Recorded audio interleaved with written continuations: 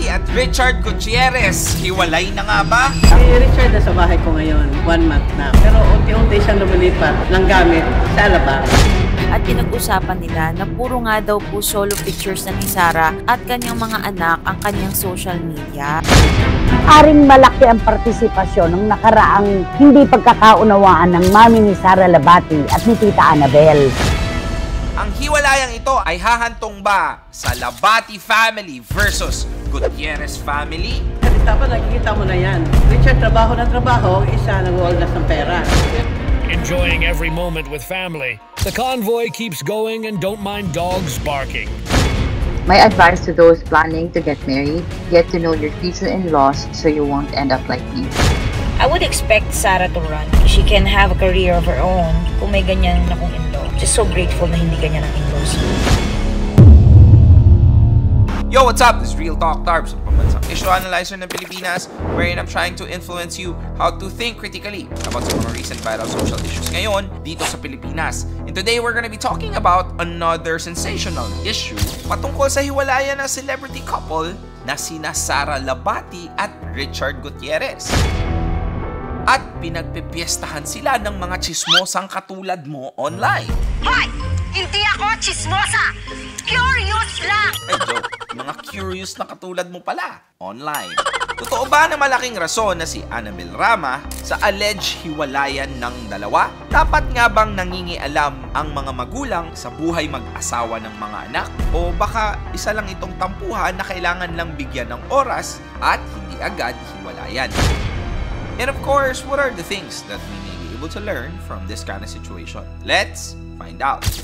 First, let me give you a brief context. Sa mga hindi nakakilala, Sarah Labati is a Swiss-born Filipina actress and model. Nakilala siya as she was declared as Starstruck Season 5 Ultimate Female Survivor. Sarah Labati, you are the Starstruck 5 Ultimate Female Survivor. Ilan sa mga teleserye at pelikulang pinagbidahan niya noon ay Kokak at kamandag ng droga. Para ka daw naka-drugs! Sino may sabi niyan? Sasampalin ko yan eh. Sa kabilang banda, ang kanyang partner naman na si Richard Gutierrez is a Filipino-American actor, model, and host. Nakilala si Richard sa kanyang mga iconic teleseries such as Bulawin, Tingnan mo ako, Alwina. Captain Barbell, at marami pang iba. At that time, Sarah was just 17 years old, while Richard was 26. Year 2012 ay una silang pinag-pair for the first time mula sa TV series na Makapiling Kang Muli. Isa ka na sa kanila. Fast forward year 2017, they got engaged. Year 2018, nagkaroon sila ng pangalawang baby na kinilala na si Kai Gutierrez. 2 years later, March 2020, Sarah and Richard got married in a simple civil wedding na originally ay bongga at in grande dapat. However, due to COVID-19, hindi na na-push through because of restrictions and guidelines.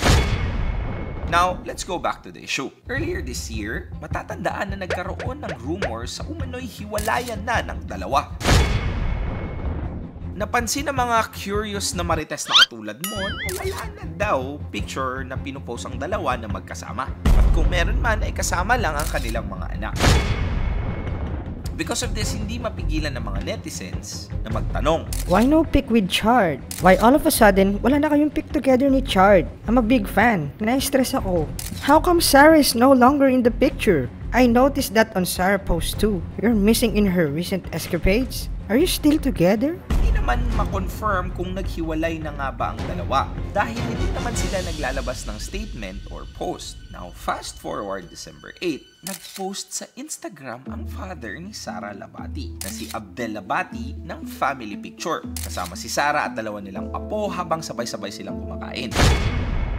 Pero ang mas pumukaw sa mga netizens ay ang caption nito. Sabi niya, Enjoying every moment with family. The convoy keeps going and don't mind dogs barking. Sa kabilang banda, nagkaroon naman ng interview ang mother ni Richard Gutierrez na si Tita Annabel Rama regarding the rumored breakup ng kanyang anak at manugang. Dito sinagot niya ang question ng interviewer. Anong plano ng pamilya, Tita Annabel, sa pasto?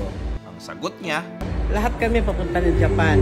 Christmas hanggang January 3. Tita Annabel said that Si Richard nasa bahay ko ngayon. 1 month na.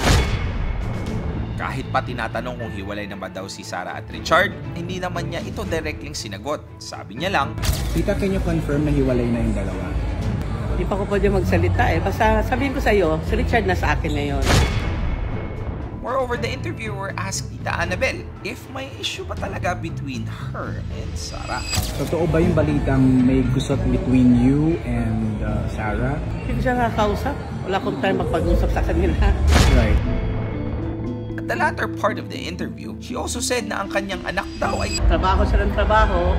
Wala siyang ginawa kung magtrabaho. pero May isa nag-waldas ng pera. Yun lang masasabi ko dyan.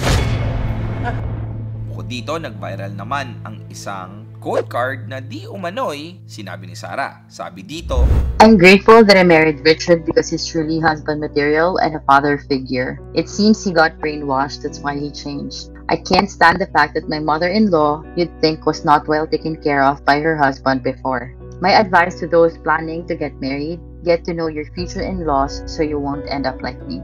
na agad din namang clarify ni Sarah sa kanyang Instagram broadcast channel last December 11, wherein sinabi niyang fake news lang ang lahat ng ito. Sabi pa niya, Hey everyone, just wanted to clear something and this is the last time hopefully that I have to do this. Please beware of fake news. I never said this. Hope everyone has a blessed week ahead. At the same day, nag-post naman ng status on Facebook si Tita Annabel na parang may pinaparinggan. Sabi niya, Devil woman, makamandag, manipulative, pest, liar. Please watch Gone Girl sa Netflix. Makita nyo ang leading lady ni Ben Affleck. I watched it 3 times. Hulaan nyo kung sino ang tinutukoy kong babae na devil woman. Marami rin nagsasabi na baka mag-lead ito sa annulment. For everyone's info, annulment is a legal procedure wherein dinideclare na ang isang kasal or marriage na null and void or never valid. While kapag sinabi naman na divorce, ito ay legally na pag-terminate ng valid na kasal. Bukod dito, annulment requires specific circumstances and evidence, habang ang divorce ay mas common at mas mabilis ma-attain. However, dito sa Pilipinas, alam naman natin na walang divorce. So ngayon, we can't confirm anything because as what I have said earlier, up until now, wala pa rin statement or recent update na nilalabas si Sarah at Richard patungkol sa issue. So, what are the 3 things that we may be able to learn from this kind of situation? Number 1, huwag makikialam sa buhay may asawa. Kahit na obvious na may problema, all you can do is to listen kung mag-open man sila ng problema. Because you never know, once you give opinions, hindi mo namamalayan na baka nasusulsulan mo na pala sila. At iyon ang nakakalungkot. When we try to defend one, someone will try to defend the other. At doon na magkakaroon ng clash. Na instead na mapag-ayos mo ang dalawa, mas lalo pang nagkagulo. Remember, the best way to support someone is to stand by their side, not in their way. Number 2, don't be the reason why 2 people can't forgive each other. Mind you, these people were once in love with each other. Hindi biro ang tao na pinagsamahan nila. Hindi nyo ba nakikita na kahit sa maliit na paraan, pinili pa rin ng dalawang ito na protektahan ang isa't isa? Now, you might not agree with me since both of them are coping in their own way, pero walang nagpapakabiktima sa kanila. They're being silent, and sometimes silence is the best way to deal with this kind of matter. Number 3, no breakups are easy. If it's hard for you to process what happened to them, isipin mo, paano na lang sila? It wasn't easy for them and for their families for sure. Kaya please, don't make it harder. I just hope that we learn to respect their decision, maging kahit ano man ito. Real talk. Nakakabilib lang din because either of them is not speaking ill with one another. I believe that it is important that there's still respect involved between the 2 of them, lalong-lalo na may mga anak sila. Also, until walang confirmation from the both of them, I hope that we don't interfere more. Kasi instead na baka maayos, lumala pa. Remember that there's a difference between involvement and interference. Choose to support rather than to meddle in the affairs of others. Why is everything so problematic? Why are you acting so neglectful?